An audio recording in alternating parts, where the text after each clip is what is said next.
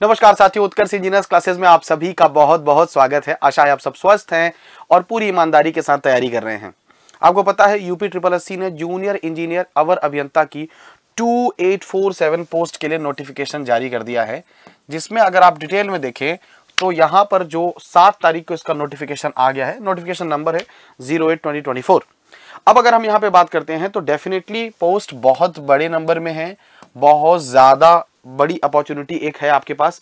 यहाँ पर अगर हम बात करते हैं, जो एडवर्टीजमेंट आया है वो 7 को आया है, लेकिन आपको ध्यान रखना है कि फॉर्म भरे जाएंगे मई से, यानी 7 मई से फॉर्म भरे जाएंगे और फिर 1 महीने का विंडो दिया है आपको फॉर्म भरने के लिए। एंड देन उसके बाद फिर 14 जून तक करेक्शन कराने की बात करी गई है और उसके बाद आगे एग्जाम डेट फाइनलाइज की जाएगी। ये आप सभी को अभी तक पता है, बट मन में सवाल है, जो अभ्यर्थी तैयारी कर रहे हैं उनके मन में एक तो क्वेश्चन लगातार आ रहा होगा जो इसके लिए एलिजिबल होंगे कि सर पेपर का पैटर्न क्या रहने वाला है, पेपर में किस टॉपिक से कितने सवाल आते हैं, किस सब्जेक्ट से कितने सवाल आते हैं और क्या नेगेटिव मार्किंग होती है, कितने नंबर का पेपर होता है, दुनिया भर की सारी बातें। तो उसी पे आज मैं डिटेल में चर्चा करूंगा और इस एक वीडियो के बाद आपको कोई और वीडियो देखने की भी जरूरत बिल्कुल नहीं पड़ेगी। अब देखिए, जब फॉर्म भरा दिया जाएगा, थोड़ी और जानकारी इसके बारे में दे दूं, जिसपे बहुत सारी वीडियो ऑलरेडी बन चुके हैं, जिसपे मैंने भी बहुत सारे वीडियोस बनाए हैं, आपने भी बहुत सारे वीडियोस बना देखे होंगे। तो टोटल पोस्ट है 2847, कुछ जनरल सिलेक्शन है, कुछ स्पेशल सिलेक्शन है। मोस्ट इंपॉर्टेंटली ये जो सारे सिलेक्शन है, जो सारी वैकेंसीज हैं, ये सिविल ब्रांच की है, इसमें इलेक्ट्रिकल मैकेनिकल की वैकेंसी नहीं आई है। अब जो कैच है वो यहां है। कैच क्या है कि ओनली डिप्लोमा इज एलिजिबल, सिर्फ डिप्लोमा एलिजिबल है।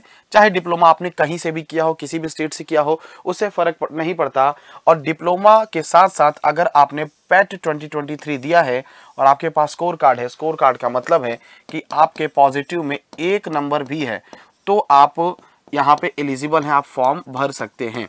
और ये 2 क्राइटेरिया जो विद्यार्थी फिल कर रहे होंगे वो इस 2800 पदों के लिए आराम से फॉर्म भर सकते हैं। अब प्री में उन्होंने क्या बोल दिया कि प्री के लिए हम क्या करेंगे, प्री के लिए हम पेट 2023 के स्कोर कार्ड से क्या करेंगे, स्क्रीनिंग कर लेंगे। स्क्रीनिंग का मतलब क्या है? स्क्रीनिंग का मतलब है कि पोस्ट के कंपैरिजन में उन्होंने कहा है कि 2847 से 15 गुना बच्चे ये क्या कर देंगे, यहाँ पे शॉर्टलिस्ट कर लेंगे। ये क्या कर लेंगे, शॉर्टलिस्ट कर लेंगे बच्चों को 15 गुना, जो उन्होंने बताया है। हालांकि उम्मीद है कि 15 गुना से ज्यादा ही बच्चे शॉर्टलिस्ट वो करेंगे, तो शॉर्टलिस्ट कर लेंगे। तो जिन्होंने जो भरेंगे फॉर्म, उनमें से जो टॉप के स्टूडेंट होंगे पैट में, उनको शॉर्टलिस्ट कर लिया जाएगा और शॉर्टलिस्ट कर लेने के बाद उनसे यहाँ पे मुख्य परीक्षा ली जाएगी, मेंस परीक्षा ली जाएगी। जो भी मेंस परीक्षा आपके यहाँ पर होगी, अब वो कब होगी, किस पैटर्न पर होगी, इसके बारे में उन्होंने कोई जानकारी नहीं दी है। यानी कि उन्होंने हमें यह कहा है कि जो प्री परीक्षा होती है, उस प्री परीक्षा के लिए पेट को ही आधार कार्ड बना लिया जाएगा जो आपने दिया था, या और पेट 2023, और उसके आधार पर फिर हम मेंस परीक्षा लेंगे अलग से। कितने बच्चों का? 15 गुना बच्चों का, 15 टाइम्स बच्चों का। अब प्रॉब्लम यह है कि मेंस परीक्षा में क्या एग्जाम का पैटर्न होगा, कितने क्वेश्चंस आएंगे, कितने नंबर के आएंगे, ऐसा कुछ भी क्लियरली मेंशन नहीं है।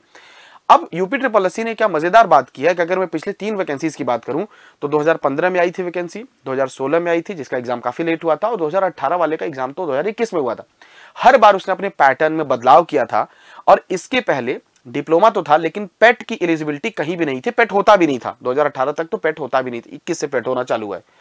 तो जब ये पेपर होता था तब बेसिकली ये वाला पैटर्न फॉलो हुआ है। हालांकि इस पैटर्न में लगातार बदलाव है, लेकिन मैं ये आपको लेटेस्ट पैटर्न बता रहा हूं। लेटेस्ट पैटर्न में 2 पार्ट में पेपर होता था। पेपर 1 में क्या होता था, नॉन टेक आता था। पेपर 1 यानी कि हमारे पास क्या आता था, नॉन टेक आता था, और उस नॉन टेक में 25 हिंदी 25 इंग्लिश यानी कि लैंग्वेज का पेपर होता था।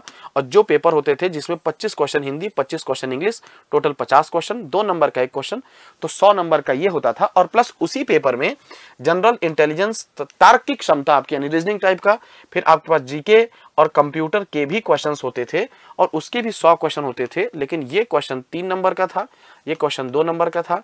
इस हिसाब से आपका जो 400 नंबर का है, ये पेपर 1 होता था, यानी कि नॉन टेक होता था, जो सारे ब्रांचेस के लिए वैलिड था।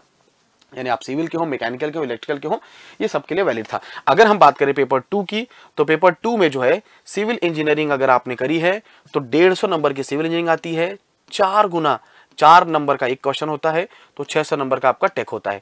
मैंने कहा ये लेटेस्ट पैटर्न है, इसके पहले पैटर्न में बदलाव किए गए थे। जो पैटर्न पिछली बार आए थे उसमें से एक बार तो 750 का हुआ है, एक बार 900 का हुआ है।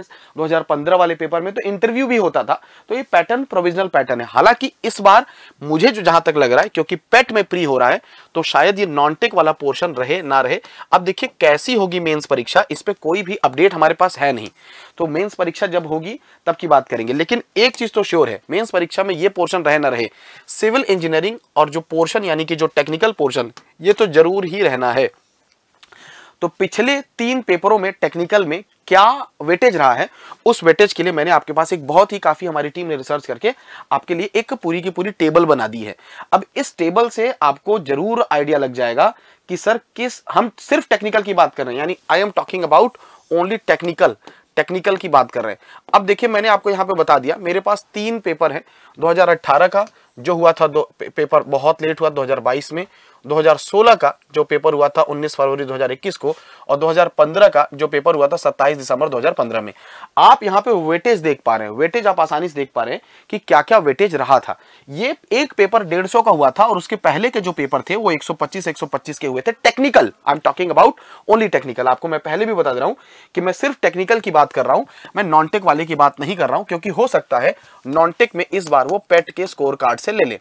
नॉन टेक में हो सकता है इस बार वो क्या कर दें, पेट के स्कोर कार्ड से ले ले, या हो सकता है मेंस में भी। अब जब वो बोलेंगे तब हम बात करेंगे। मैं डिटेल एनालिसिस सिर्फ इस पेपर की बात कर रहा हूं, सिविल इंजीनियरिंग के पेपर की।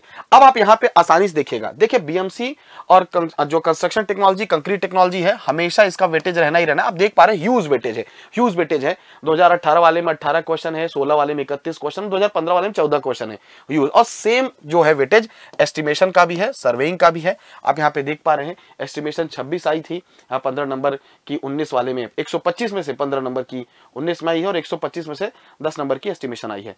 उसके बाद जो कहानी है सर सर्वेइंग का भी ह्यूज वेटेज रहा है। आप देखिएगा इस पेपर में तो 35 नंबर तक की सर्वेइंग आ गई है, और फिर यहां पे 17 नंबर की सर्वेइंग आई है। तो सर्वेइंग का भी एक अच्छा खासा वेटेज रहा है। तो ये जो 3 टॉपिक है, अब इसके बाद आप पकड़िएगा आरसीसी, ये भी अपने आप में बहुत इंपॉर्टेंट वेटेज रखती है, और स्ट्रेंथ ऑफ मटेरियल्स का भी अच्छा खासा वेटेज रहा है।